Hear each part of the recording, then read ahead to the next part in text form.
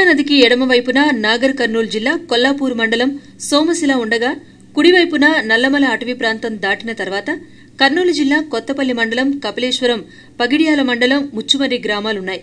వీటి మధ్యన ఉన్న ఈ గ్రామాల్లో సోమశిల గ్రామంలో సోమేశ్వర దేవాలయం వెలియగా కర్నూలు ప్రాంతం వైపున సంగమేశ్వర దేవాలయం వెలిసింది. సంగమేశ్వర దేవాలయం ప్రత్యేకత ఏంటంటే ద్వాపర యుగంలో సాక్షాత్తు శ్రీ ధర్మరాజుల వారిచే ప్రతిష్ఠించబడిన సంగమేశ్వర స్వామి కొలువయ్యున్నాడిక్కడ. ఈ సంగమేశ్వర లింగం మామూలు శిల కాదు. వేప చెట్టు యొక్క మూలం రాతి లింగం బదులుగా ధర్మరాజు వేపమోడును లింగంగా ప్రతిష్ఠించారు అనేది చారిత్రాత్మకం. దీని వెనుక ఓ పురాణ గాథ కూడా ఉంది. ఇక్కడ పాండవులు స్థాపించిన దేవాలయంగా ఈ క్షేత్రం ప్రసిద్ధిగాంచింది. కాగా శ్రీశైలం ప్రాజెక్టు నిర్మాణంతో ఈ పవిత్ర క్షేత్రం పూర్తిగా నీటిలోనే ఉండిపోయే పరిస్థితి నెలకొంది. శ్రీశైలం ప్రాజెక్టు పూర్తయిన నాటి నుంచి దాదాపు 2002 దాకా ఈ క్షేత్రం పూర్తిగా నీట మునిగి ఉండేది. అనంతరం శ్రీశైలం ప్రాజెక్టు బ్యాక్ వాటర్ నుంచి చాలా సాగునీటి పథకాలు అమలులోకి రావడంతో ఈ క్షేత్రం మార్చి ఏప్రిల్ నుంచి క్రమంగా బయటకు తేలుతూ మే జూన్ జూలై నెలల దాకా భక్తులకు దర్శన భాగ్యాన్ని కలిగిస్తోంది. శ్రీశైలం ప్రాజెక్టులో సముద్ర మట్టం నుంచి లెక్క వేస్తే 837 అడుగుల నీటి కన్నా తక్కువ ఉంటేనే క్షేత్రం పూర్తిగా నీటి నుంచి బయటపడుతుంది. ఇక నీటి మట్టం 860 అడుగులు దాటితే ఈ క్షేత్రం పూర్తిగా నీట మునుగుతుంది.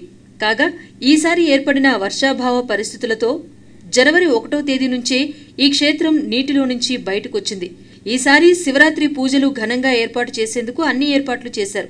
శివరాత్రికి దాదాపు 50,000 మంది భక్తులు వస్తారని అంచనా వేశారు. శివరాత్రి రోజున 4 జాముల్లోనూ 4 రకాల ఉత్సవాలను నిర్వహించారు. అర్ధరాత్రి లింగోద్భవ పూజ చాలా ప్రత్యేకమైనది. అనంతరం మంగళవారం రోజున కళ్యాణోత్సవానికి కూడా ఏర్పాట్లు చేశారు. ఉత్తరాయణంలో ఈ క్షేత్రంలో పవిత్ర స్నానం చేయటం, సంగమేశ్వరుడిని దర్శనం చేసుకోవటం చాలా పుణ్యకార్యమని భక్తుల విశ్వాసం. ముక్తి ప్రసాదించే స్వామిగా సంగమేశ్వర లింగానికి పేరుంది. ఈ క్షేత్ర దర్శనం చార్ధామ్ దర్శనంతో సమానమని పండితులు చెబుతున్నారు.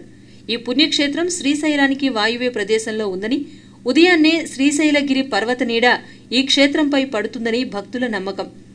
ఇది ద్వాపర యుగంలో పాండవులు ప్రతిష్టాపన చేసిన చరిత్ర కాగా సనాతన కాలం నుంచి కూడా ఈ క్షేత్ర మహిమ అపారం.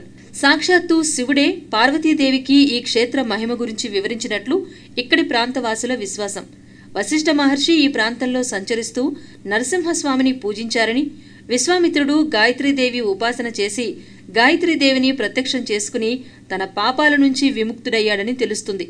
ఇలాంటి మహిమాన్విత ప్రదేశం కావడంతో ఇక్కడ అనుష్ఠానం చేసిన, శివనామ స్మరణతో కాసింత కాలం గడిపినా, భగవత్పారాయణం చేసిన భక్తులకు అన్ని దోషాల నుంచి విముక్తి కలిగి సత్ఫలితాలను ఇస్తుందని నమ్మకం.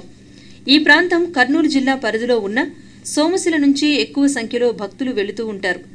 సోమశిల నుంచి పుట్టి, లాంచీలు లాంటి వాటిలో నదిని దాటి ఆంధ్రప్రదేశ్ పరిధిలోని ఈ క్షేత్రానికి ఆంధ్ర, తెలంగాణ, కర్ణాటక ప్రాంతాల నుంచి పెద్ద సంఖ్యలో భక్తులు వచ్చి శివరాత్రి ఉత్సవాల్లో పాల్గొంటారు.